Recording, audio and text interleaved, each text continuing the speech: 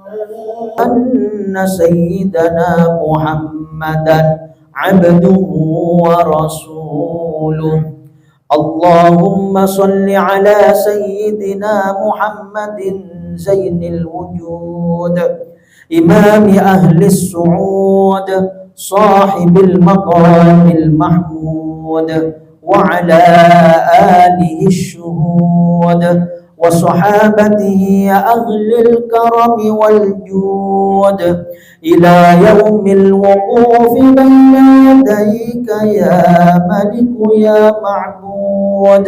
أما بعد فيا أيها الناس أوصيكم وإياي بتقوى الله فقد فاز المتقون.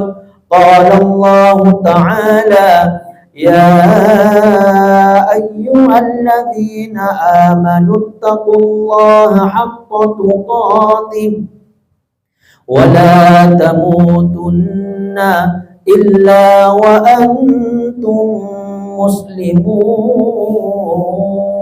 muslimun. Ma'asyiral muslimin, sidang Jumu'ah rahimakumullah.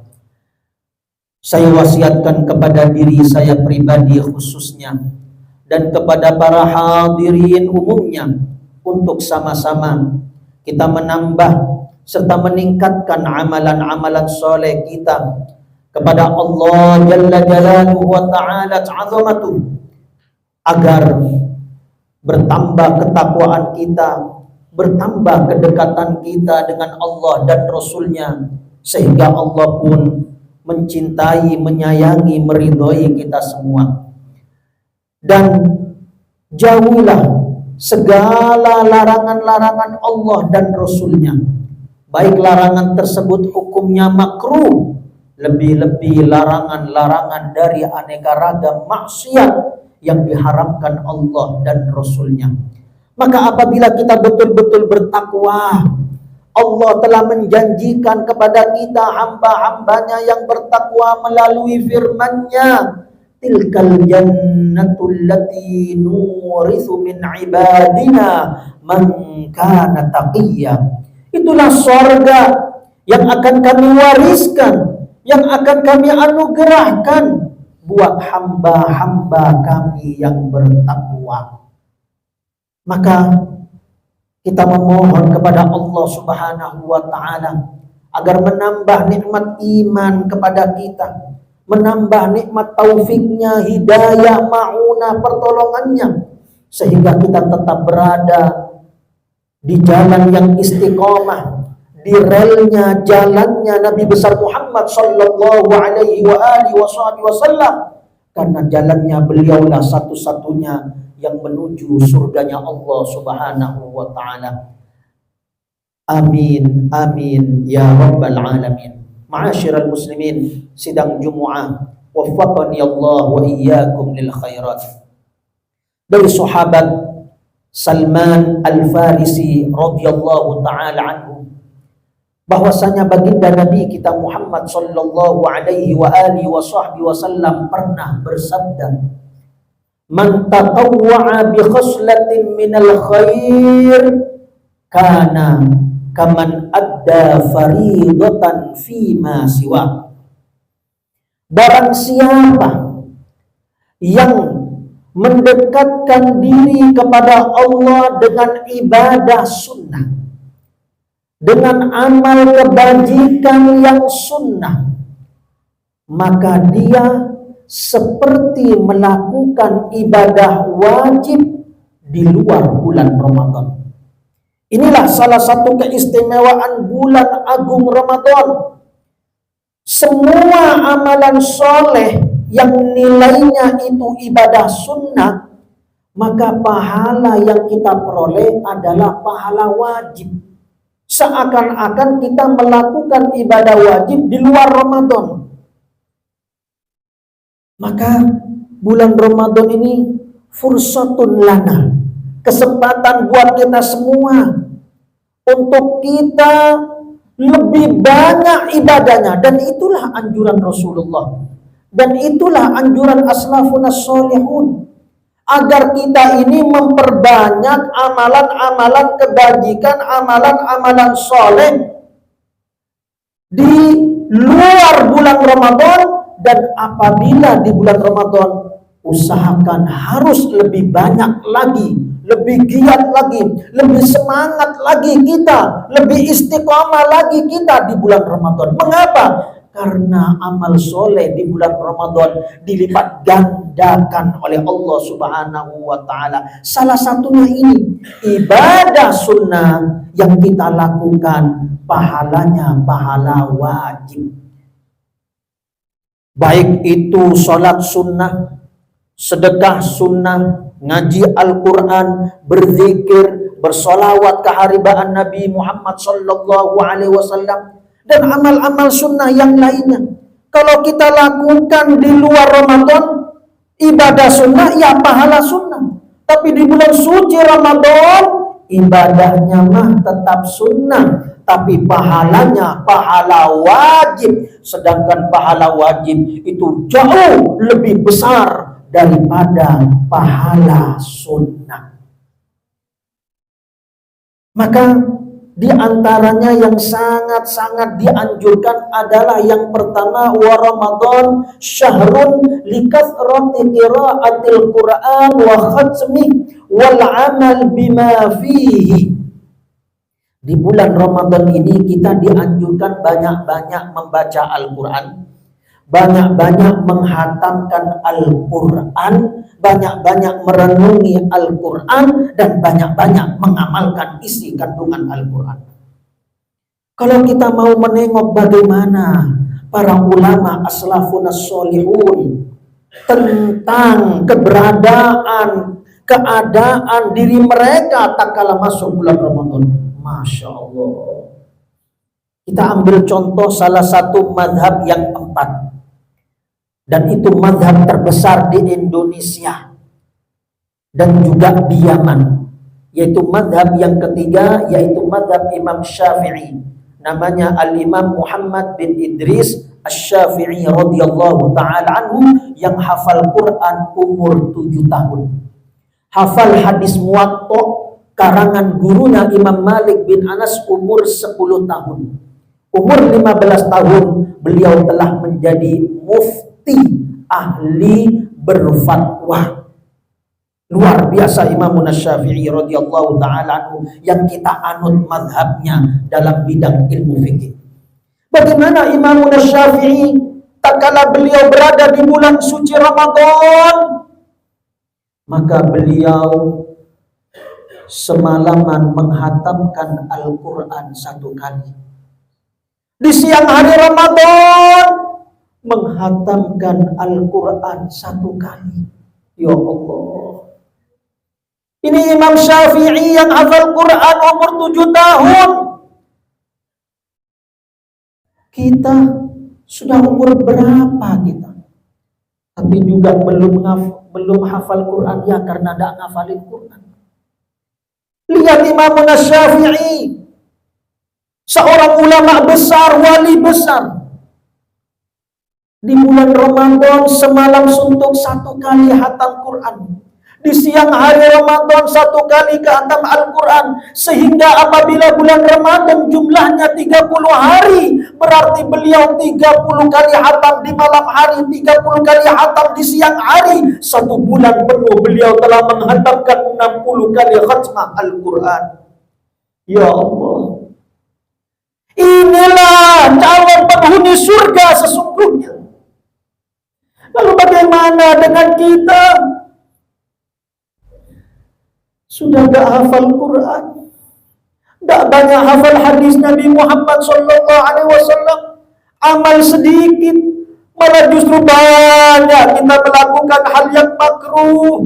Hati kita kotor dengan sifat sombong, dengan kekayaannya, pangkat kedudukannya, hartanya, sombong dengan ilmunya. Ada ria, ada hasud, iri hati, dengki, sum'ah, ujub bangga diri dengan ibadah, su'udzon, suka berburuk sangka kepada orang lain, merasa diri lebih baik daripada orang lain, padahal itu mutakabbir.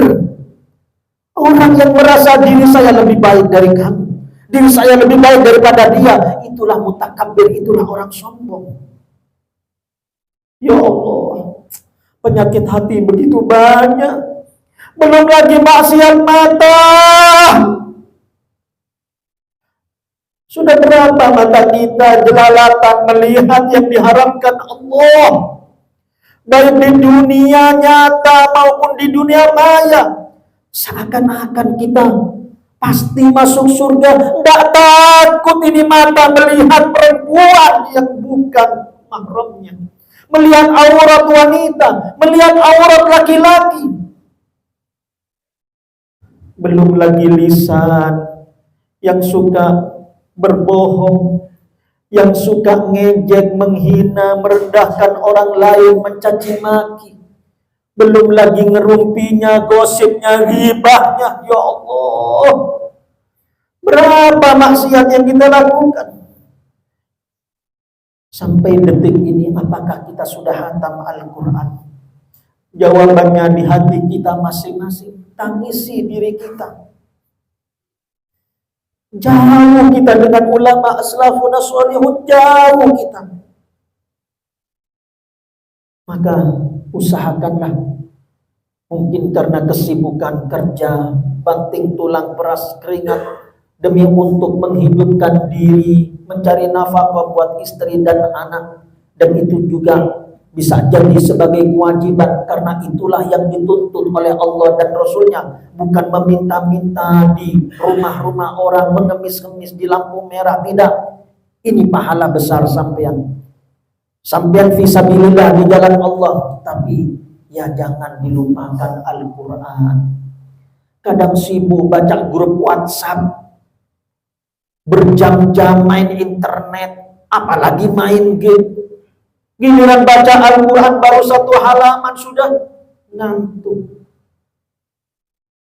Inilah harus kita perbaiki. Usahakanlah bulan Ramadan ini satu kali hatam Al-Quran. Kalau sekelas Imam Syafi'i berat tak mudah.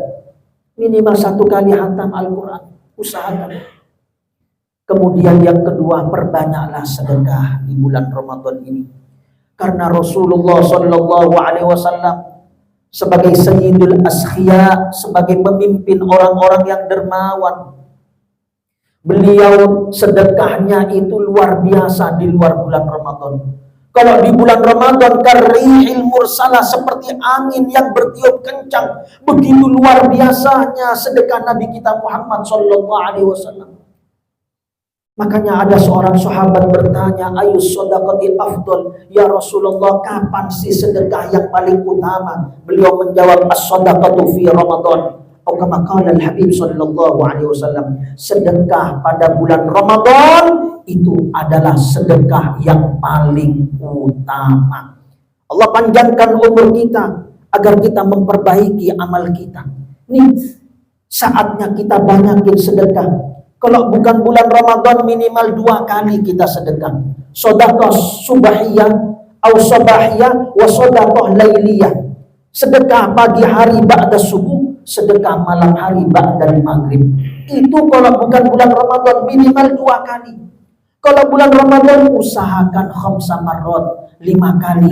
Habis sholat subuh, habis sholat zuhur, ba'da sholat asar, ba'da sholat maghrib, setelah sholat isya, usahakan sedekah. Kalau pengen lebih dari itu, mau sedekah 10 kali dalam sehari semalam, tambah baik, bertambah banyak, bertambah lebih baik. Saya tidak mampu Ustadz kalau sedekahnya 1 juta setiap habis sholat, menurut kemampuan masing-masing. Mampu 100 ribu, monggo, berarti 500 ribu dalam sehari semalam. Tidak mampu 50 ribu, tidak mampu 20, tidak mampu 10 ribu, tidak mampu 5 ribu, tidak mampu 2 ribu, tidak mampu 1000. Tidak mampu ya terserah semampunya. 500 kah? Setiap habis sholat usahakan sedekah di bulan Ramadan. Apalagi kalau kita punya sedekah sampai bertepatan dengan malam Lailatul Qadar, maka jumlah sedekah tersebut dilipat ganda 1000 bulan. alias 83 tahun 4 bulan. Berapa hari sampai 83 tahun 4 bulan? Tinggal dikalikan. Seandainya 100.000 kita masukkan ke dalam kotak amal, atau kita bersedekah kepada kawan kita, keluarga kita, 100.000 bertepatan dengan malam Lailatul Qadar, maka mungkin jumlahnya kalau dikali berapa hari sampai 83 tahun 4 bulan, mungkin jumlahnya miliaran. Sehingga jangan heran tak kala nanti di akhirat Allah akan ngasih kita pahala sedekah miliaran. Ya Rabb, saya tidak pernah bersedekah miliaran, boro-boro mau sedekah miliaran, ya Allah, uangnya aja kagak nyampe. Tapi ini kok ada sedekah miliaran? Ya, sedekahmu 100.000 bertepatan pada malam Lailatul Qadar di bulan suci Ramadan. Semoga Allah Subhanahu wa Ta'ala menambah ilmu kita dan menambah taufiknya untuk mengamalkan ilmu yang telah kita ketahui dan nasihat yang telah kita dengar. Dan semoga kita menjadi ahlul Quran, dan semoga kita menjadi ahlus sedekah, menjadi orang yang dermawan, yang kelak dikumpulkan dengan pemimpin orang-orang dermawan di dalam surga firdausnya bila adab wala hisab, fi khairin wa lutfin wa afiyatin, amin ya rabbal alamin. A'udzu billahi minasy syaithanir rajim. Bismillahirrahmanirrahim. Ya ayyuhalladzina amanu kutiba alaikumus